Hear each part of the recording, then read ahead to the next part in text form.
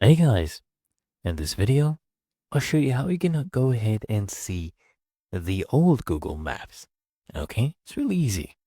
First, we need to get into Street View. So I'll come here, okay, hover over Layers, and then click on More.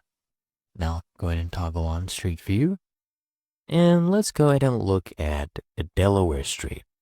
Okay, I'll take this yellow person, I'll drag it, and I'll drop it wherever I want it to view that place for.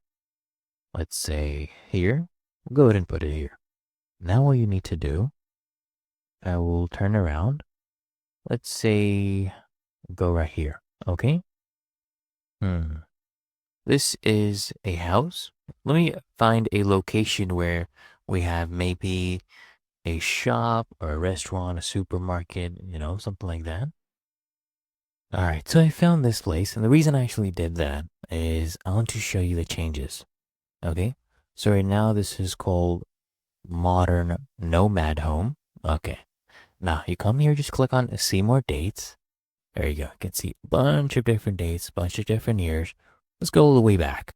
Let's go July 2008. This place was Colorado Industrial Saw. You see? This is how, guys, you can go ahead and see the old Google Maps, travel through time.